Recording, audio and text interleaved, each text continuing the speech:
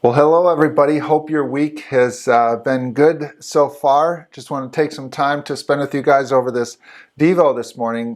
You might have noticed that I haven't been at church the past 2 Sundays. I've had a couple of weekends away. One was at Fort Wilderness where I was able to be a teacher for a weekend, had a great time there. And then last weekend I was out of town at a wedding of a college friend of ours, child. And so just want to talk just a little bit. I want to follow up on Rick's Devo from last week. Actually did a great job with some technology, for lack of better words, drawing in a couple pictures from a lake in the area, just the mist of the cold air meeting the warm water, and just took a couple of word pictures for us. And I just want to follow up a little bit on that from a slightly different angle. That idea of life being like a mist or a vapor, as the book of James tells us. And that actually hit me in three ways recently, and just want to share those with you. And the first is actually at the wedding I was talking about. So three really good college friends and their wives, and with Jenny and I, the four couples have gotten together at least once a year for the past 25 or so years after college. And it's a strong group of friends, people that are near and dear to me. And as we gathered together this weekend, it was the first wedding that we've had of our children anyway. And as I watched one of my friends walk his daughter down the aisle, man, what a moment that really hit me to think, how in the world can we be this old already? First of all, that my friend is walking his daughter down the aisle. And it brought tears to my eyes, to be honest, and to be transparent, as I recognized the moment for him and as for his daughter, but also about how soon those moments will come for myself, and really for all of us in that group of friends, and how fast life has gone. Doesn't feel like that long ago that we were all at baseball practice day after day after day, and then doing some other things later on through life. And just like that, we're to the point of having our children get married already. It's special. It's not a negative. It just has been amazing to think how quickly it's gone. And then along those lines, here at Faith, we've lost two of our own fairly recently, lives that have been long lives, in Doris and now in Tom. And yet as I think about how quickly they've gone from being in our midst. It wasn't long ago that Doris was here on a Sunday. It wasn't long before that Tom looked me in the eye and told me how much he appreciated me, and vice versa. And that was the last interaction I had with him. And so, again, I say that not in a negative or sad way per se, though I'm sad that those moments are going to be changed now.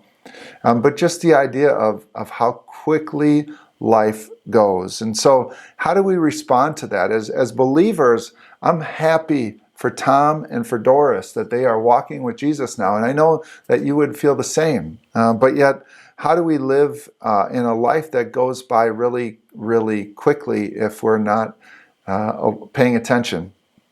And so let me just walk through a few things. That aforementioned James passage, where James kind of gets after his readers, and kind of a who do you think you are? Your life will go fast. Whether they were, it sounds like the people were boasting, they were planning and not thinking that God could take them home at any moment, but also just the carelessness perhaps that they were living their lives. And so I want to encourage you today with that. How are you doing with knowing that your life is really a vapor?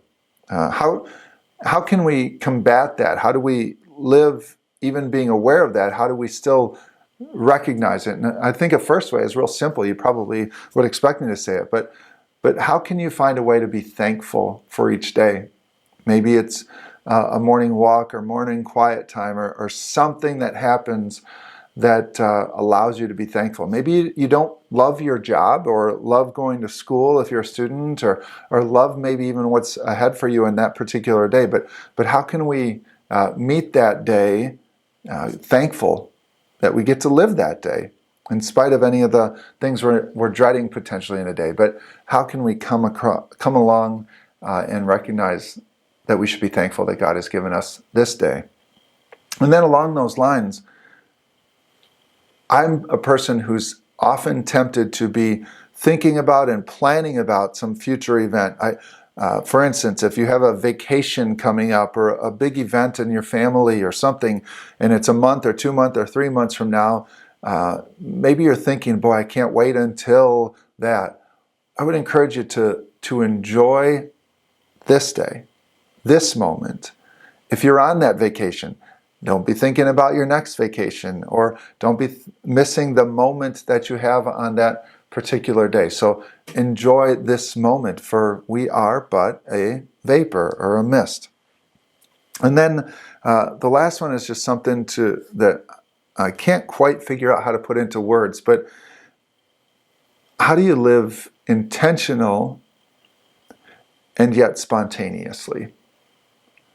Especially, I guess what's in my mind is thinking about leaving a legacy, raising our children in the ways that we want. Along both of those lives are changed by some intentionality, but also some spontaneity of living in the moment with your kids, or living in the moment as you live your life, and yet thinking about some of those things that you need to say. And so I would say, be able to do both. Thinking about the future as you live today, but also thinking about today as you live today.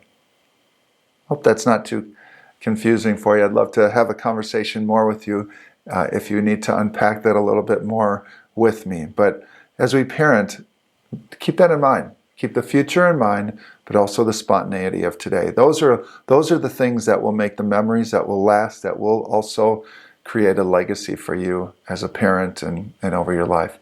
Again, you see passages like this and we're tempted to think negatively that our lives will end quick, potentially, or quicker than we want. But I see it as a positive, a reminder to enjoy this day, this moment, wherever it takes you. All right. Hope you have a great rest of the week. We will see you again on Sunday.